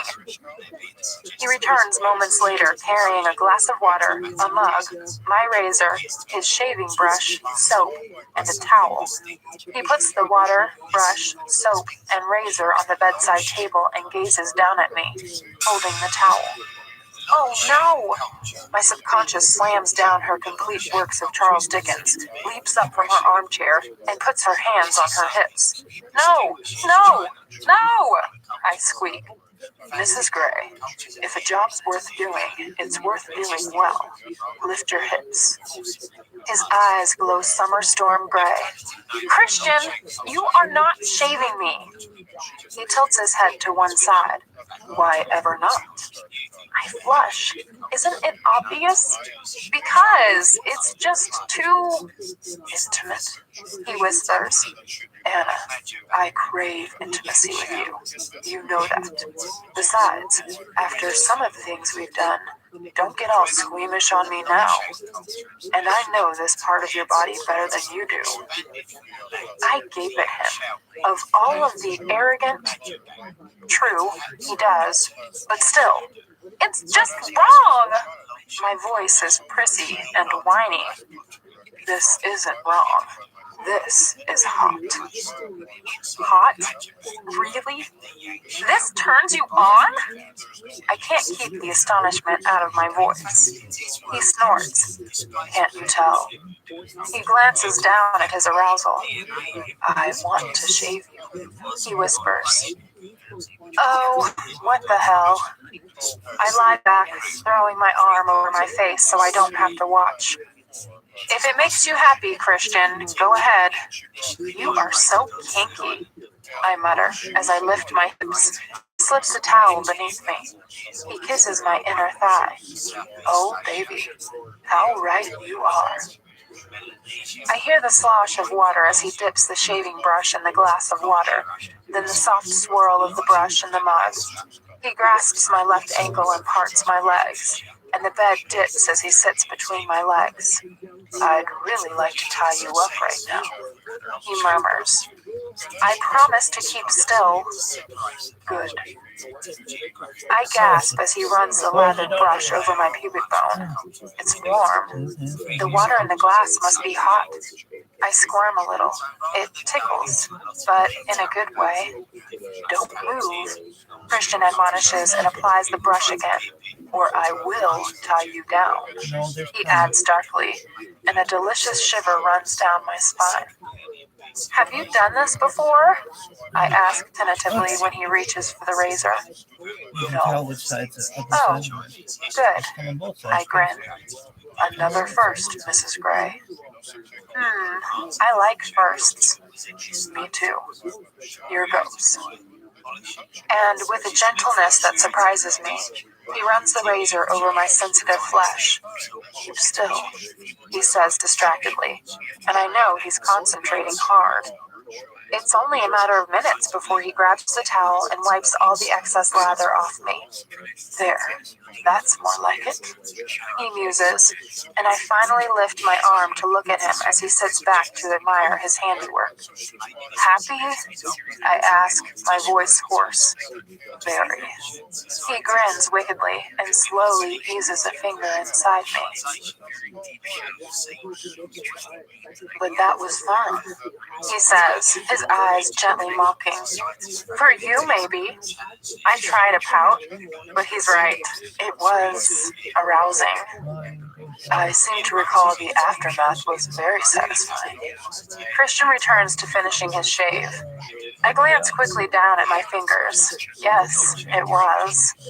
I had no idea that the absence of pubic hair could make such a difference. Hey, I'm just teasing. Isn't that what husbands who are hopelessly in love with their wives do? Christian tips my chin up and gazes at me, his eyes suddenly filled with apprehension as he endeavors to read my expression. Payback time. Sit, I mutter. He stares, not understanding. I push him gently toward the lone white stool in the bathroom. Perplexed, he sits down and I take the razor from him. Anna? He warns as he realizes my intention. I lean down and kiss him. Head back, I whisper. He hesitates. Tit for tat, Mr. Gray. He stares at me with wary, amused disbelief. Do you know what you're doing? He asks, his voice low. I shake my head slowly, deliberately, trying to look as serious as possible. He closes his eyes and shakes his head, then tilts it back in surrender. Holy shit, he's going to let me shave him. Tentatively, I slide my hand into the damp hair at his forehead, gripping tightly to hold him still. He clenches his eyes closed and parts his lips as he inhales. Very gently, I stroke his razor up from his neck to his chin, revealing a path of skin beneath the lather. Christian exhales. Did you think I was going to hurt you? I never know what you're going to do, Anna, but no, not intentionally. I run the razor up his neck again, clearing a wider path in the lather. I would never intentionally hurt you, Christian. He opens his eyes and circles his arms around me as I gently drag the razor down his cheek from the bottom of his sideburn. I know, he says, angling his face so I can shave the rest of his cheek. 2 more strokes, and I've finished. All done, and not a drop of blood spilled. I grin proudly. He runs his hand up my leg so that my nightdress rides up my thigh and pulls me onto his lap so that I'm astride him. I steady myself with my hands on his upper arms. He's really very muscular. Can I take you somewhere today? No sunbathing? I arch a caustic brow at him. He licks his lips nervously. No sunbathing today. I thought you might prefer something else. Well, since you've covered me in hickeys and effectively put the kibosh on that, sure, why not? Wisely, he chooses to ignore my tone. It's a drive, but it's worth a visit from what I've read. My dad recommended we visit. It's a hilltop village called Saint-Paul-de-Vence. There are some galleries there. I thought we could pick out some paintings or sculptures for the new house, if we find anything we like. I lean back and gaze at him. Art. He wants to buy art. How can I buy art? What? He asks. I know nothing about art, Christian. He shrugs and smiles at me indulgently. We'll buy only what we like. This isn't about investment. Investment? Jeez. What? He says again. I shake my head. Look, I know we only got the architect's drawings the other day, but there's no harm in looking. And the town is an ancient medieval place. Oh, the architect. He had to remind me of her, Gia Mateo, a friend of Elliot's who worked on Christian's place in Aspen. During our meetings, she'd been all over Christian like a rash. What now? Christian exclaims. I shake my head. Tell me, he urges. How can I tell him that I don't like Gia? My dislike is irrational. I don't want to come across as a jealous wife. You're not still mad about what I did yesterday.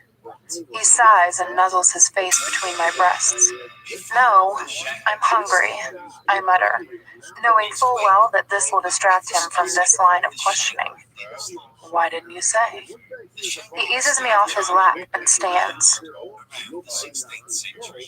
Saint-Paul-de-Vence is a fortified medieval hilltop village, one of the most picturesque places I have ever seen.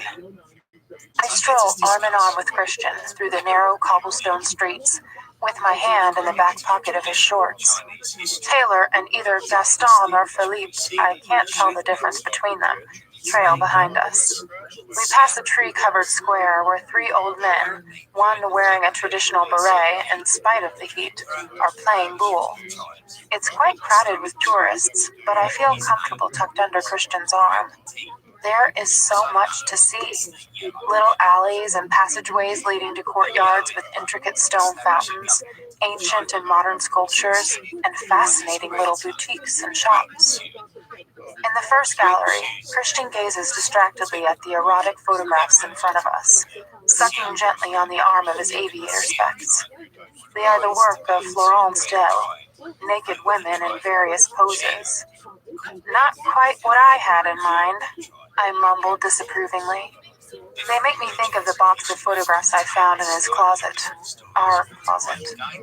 I wonder if he ever did destroy them. Me neither, Christian says, grinning down at me. He takes my hand and we stroll to the next artist.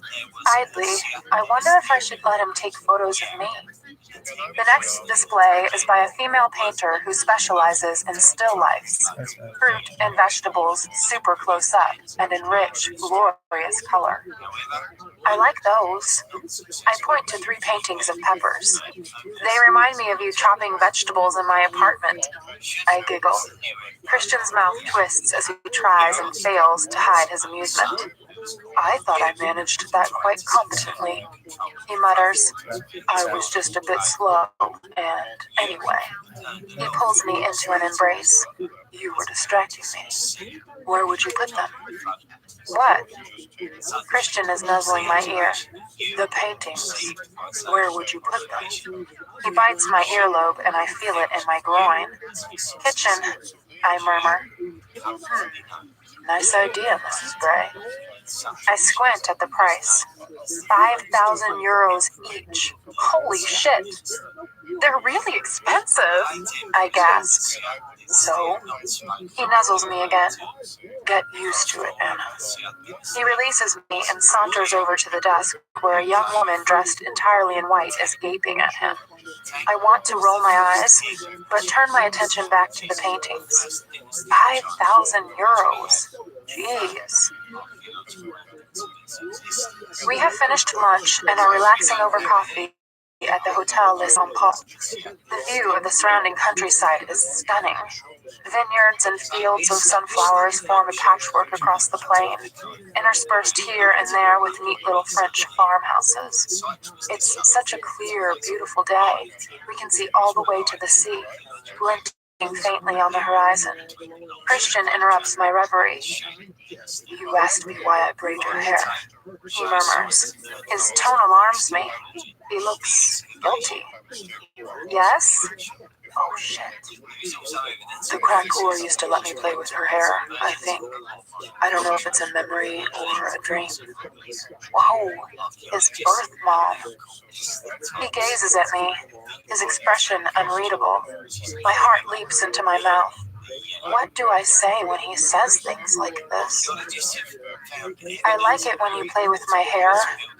My voice is hesitant. He regards me with uncertainty. Do you? Yes. It's the truth. I grasp his hand.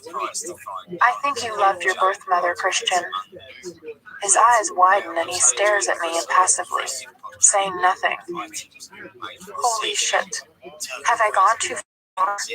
Say something, 50, please.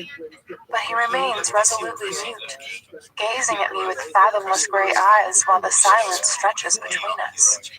He looks lost. He glances down at my hand on his, and he frowns. Say something, I whisper, because I cannot bear the silence any longer. He shakes his head, exhaling deeply. Let's go. He releases my hand and stands, his expression guarded. Have I overstepped the mark? I have no idea. My heart sinks. I don't know whether to say anything else or just let it go. I decide on the latter and follow him dutifully out of the restaurant. In the lovely narrow street, he takes my hand. Where do you want to go? He speaks, and he's not mad at me. Thank heavens. I exhale, relieved, and shrug. I am just glad you're still speaking to me. You know I don't like talking about all that shit. It's done. Finished. He says quietly. No, Christian, it isn't. The thought saddens me, and for the first time I wonder if it will ever be finished. He'll always be 50 Shades. My 50 Shades. Do I want him to change? No, not really. Only insofar as I want him to feel loved. Peeking up at him, I take a moment to admire his captivating beauty. And he's mine. And it's not just the allure of his fine face and his body that has me spellbound. It's what's behind the perfection that draws me, that calls to me. His fragile, damaged soul. He gives me that look, down his nose, half amused, half wary, wholly sexy, then tucks me under his arm. And we make our way through the tourists toward the spot where Philippe/Gaston has parked the roomy Mercedes. I slip my hand back into the back pocket of Christian's shorts, grateful that he isn't mad. But honestly, what 4-year-old child doesn't love his mom, no matter how bad a mom she is? I sigh heavily and hug him closer. I know behind us the security team lurks, and I wonder idly if they've eaten. Christian stops outside a small boutique selling fine jewelry and gazes in the window, then down at me.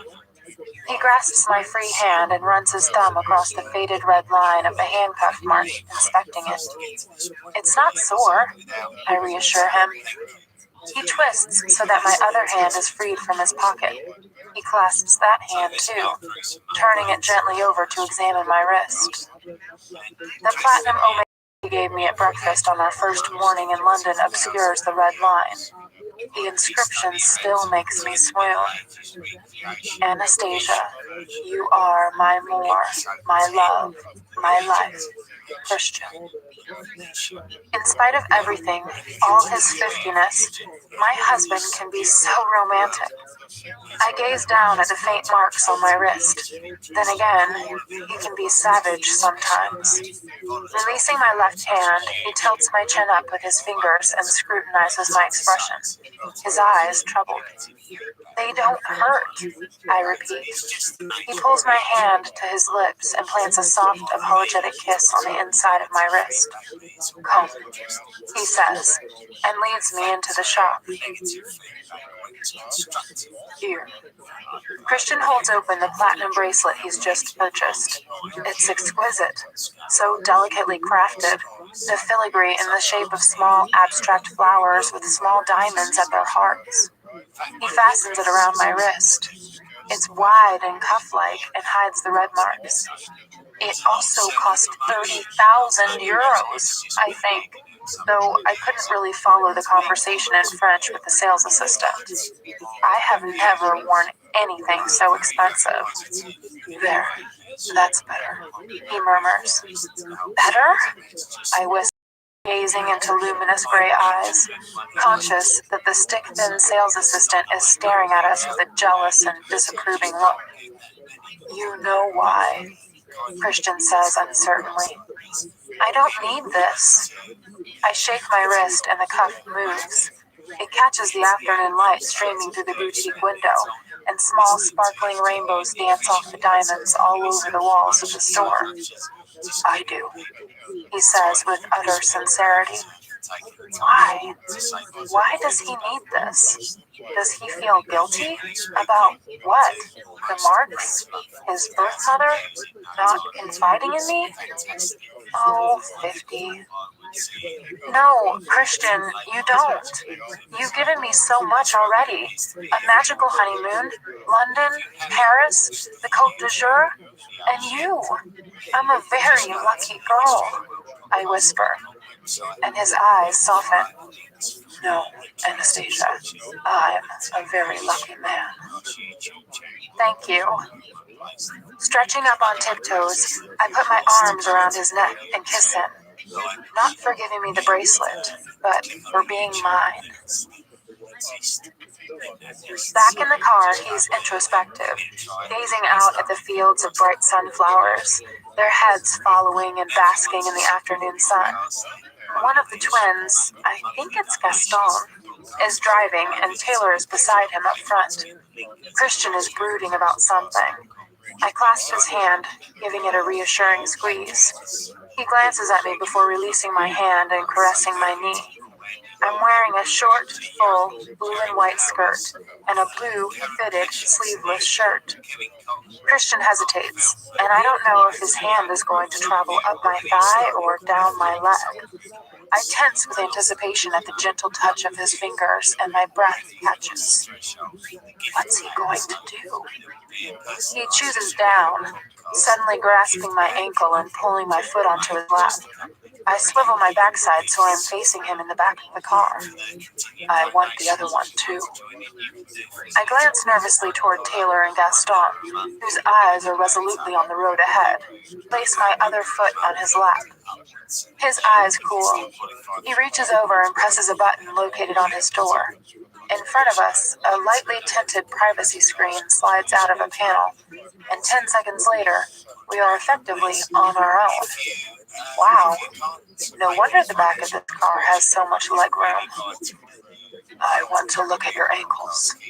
Christian offers his quiet explanation. His gaze is anxious. The cuff marks? Jeez. I thought we'd dealt with this.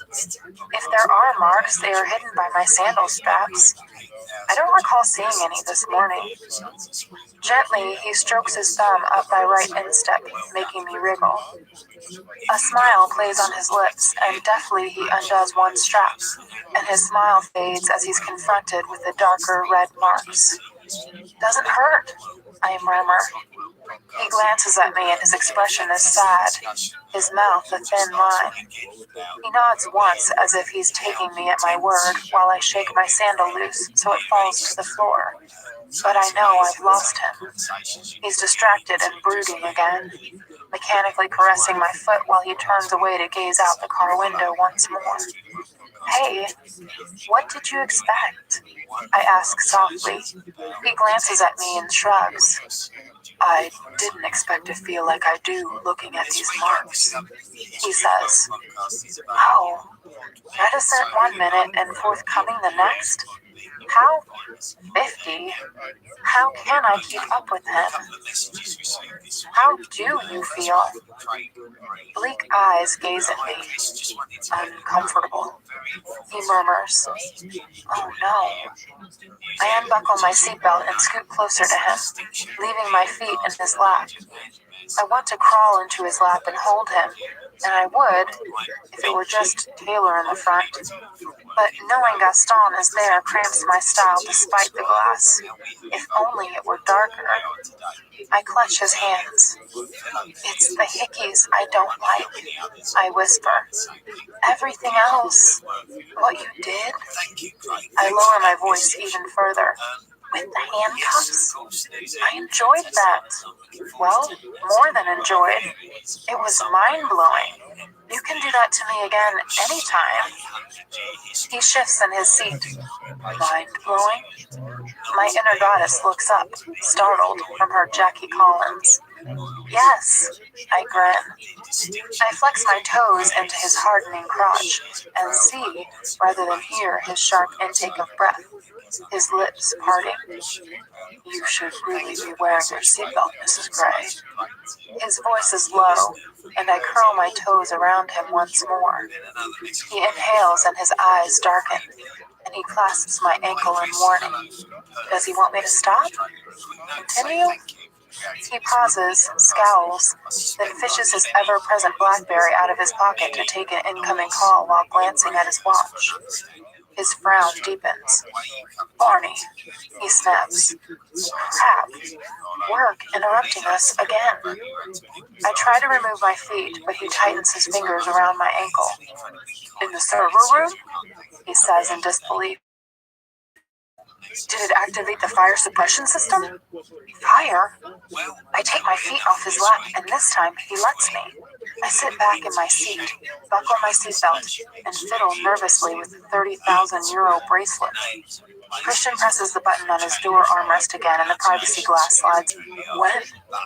Christian glances at his watch again, then runs his fingers through his hair. No, not the fire department or the police. Not yet, anyway. A fire? At Christian's office? I gape at him, my mind racing. Taylor shifts so he can hear Christian's conversation. Has he? Good. Okay. I want a detailed damage report, and a complete rundown of everyone who had access over the last 5 days, including the cleaning staff. Get hold of Andrea and get her to call me. Yeah, sounds like the argon is just as effective, worth its weight in gold. Damage report? Argon? It rings a distant bell from chemistry class. An element, I think.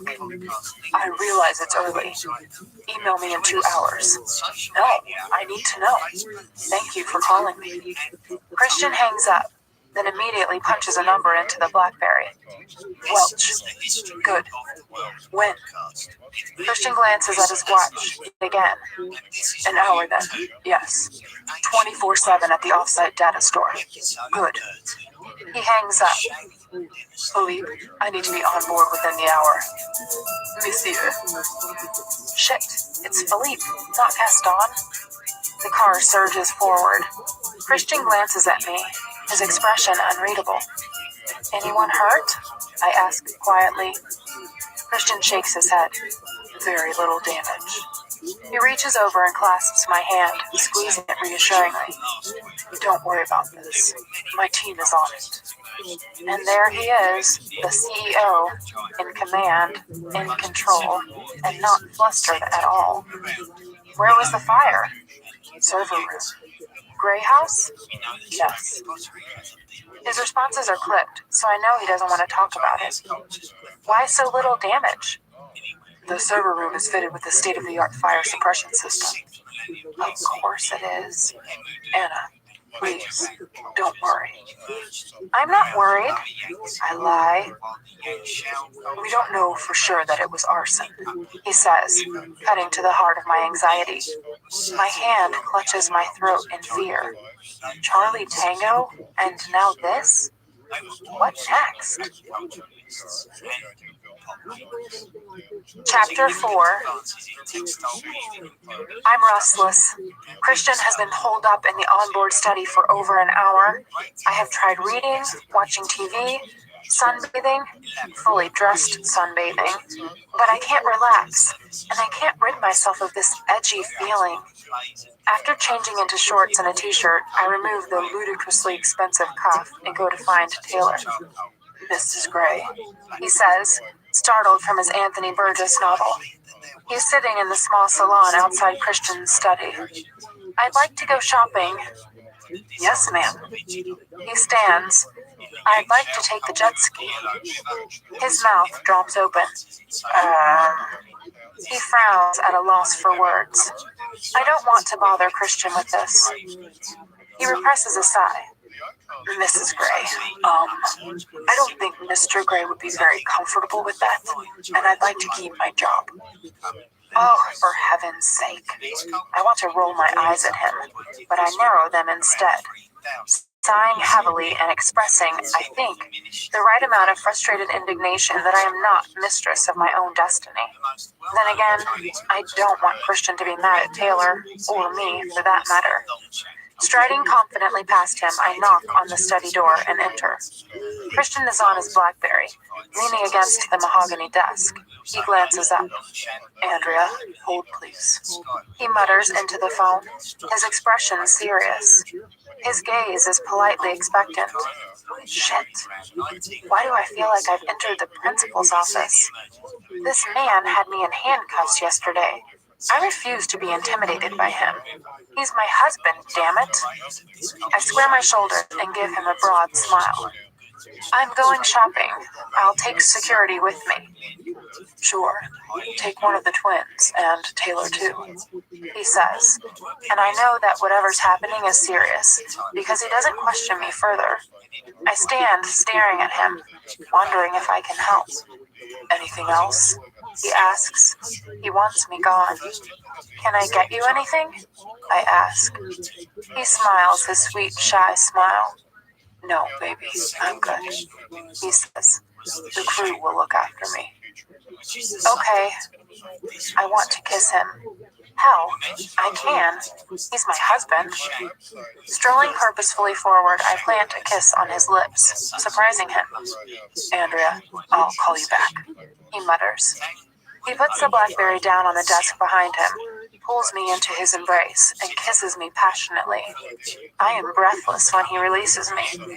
His eyes are dark and needy. You're distracting me. I need to sort this so I can get back to my honeymoon. He runs an index finger down my face and caresses my chin, tilting my face up. Okay, I'm sorry. Please don't apologize, Mrs. Gray. I love your distractions. He kisses the corner of my mouth. Go spend some money. He releases me. Will do. I smirk at him as I exit his study. My subconscious shakes her head and purses. You didn't tell him you were going on the jet ski. She chastises me in her sing-songy voice. I ignore her. Harpy. Taylor is patiently waiting. That's all cleared with high command. Can we go? I smile, trying to keep the sarcasm out of my voice. Taylor doesn't hide his admiring smile. Mrs. Gray. After you. Taylor patiently talks me through the controls on the jet ski and how to ride it. He has a calm, gentle authority about him. He's a good teacher. We are in the motor launch, bobbing and weaving on the calm waters of the harbor, beside the fair lady. Gaston looks on, his expression hidden by his shades, and one of the fair lady's crew is at the controls of the motor launch. Geez, 3 people with me, just because I want to go shopping. It's ridiculous. Zipping up my life jacket, I give Taylor a beaming grin. He holds out his hand to assist me as I climb onto the jet ski. From the strap of the ignition key around your wrist, Mrs. Gray. If you fall off, the engine will cut out automatically. He explains. Okay. Ready? I nod enthusiastically. Press the ignition when you've drifted about 4 feet away from the boat. We'll follow you. Okay. He pushes the jet ski away from the launch and it floats gently into the main harbor. When he gives me the okay sign, I press the ignition button and the engine roars to life. Okay, Mrs. Gray.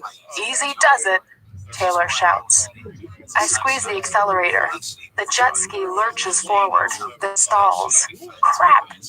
How does Christian make it look so easy? I try again, and once again, I stall. Double crap. Just steady on the gas, Mrs. Gray, Taylor calls. Yeah, I mutter under my breath. I try once more, very gently squeezing the lever, and the jet ski lurches forward, but this time it keeps going. Yes! It goes some more. Ha-ha! It still keeps going. I want to shout and squeal in excitement, but I resist. I cruise gently away from the yacht into the main harbor. Behind me, I hear the throaty roar of the motor launch. When I squeeze the gas further, the jet ski leaps forward, skating across the water.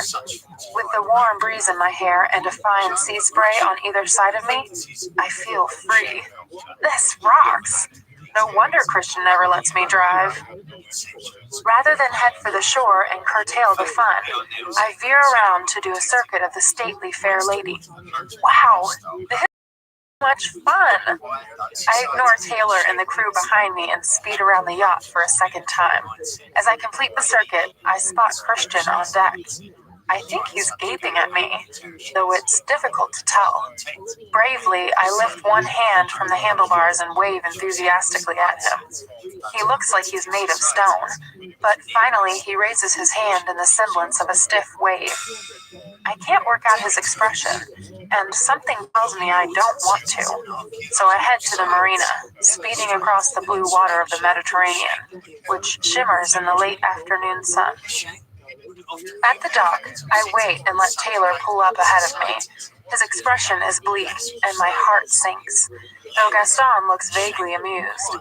I wonder briefly if something has happened to chill Gallic-American relations, but deep down I suspect the problem is probably me.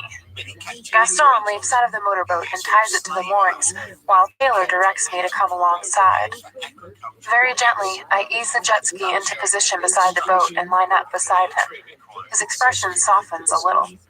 Just switch off the ignition, Mrs. Gray, he says calmly, reaching for the handlebars and holding out a hand to help me into the motorboat. I nimbly climb aboard, impressed that I don't fall in. Mrs. Gray, Taylor says nervously, his cheeks pink once more. Mr. Gray is not entirely comfortable with you riding on the jet ski. He's practically squirming with embarrassment, and I realize he's had an irate call from Christian. Oh, my poor, pathologically overprotective husband. What am I going to do with you? I smile serenely at Taylor. I see. Well, Taylor, Mr. Gray is not here, and if he's not entirely comfortable, I'm sure he'll give me the courtesy of telling me himself when I'm back on board. Taylor winces. Very good, Mrs. Gray, he says quietly, handing me my purse. As I climb out of the boat, I catch a glimpse of his reluctant smile, and it makes me want to smile too. I cannot believe how fond I am of Taylor, but I really don't appreciate being scolded by him. He's not my father or my husband. I sigh. Christian's mad, and he has enough to worry about at the moment. What was I thinking? As I stand on the dock waiting for Taylor to climb up, I feel my BlackBerry vibrate in my purse and fish it out. Sade's "Your Love is King" is my ringtone for Christian. Only for Christian.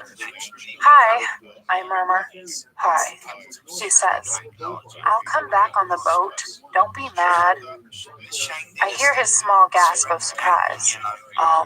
It was fun though, I whisper. He sighs.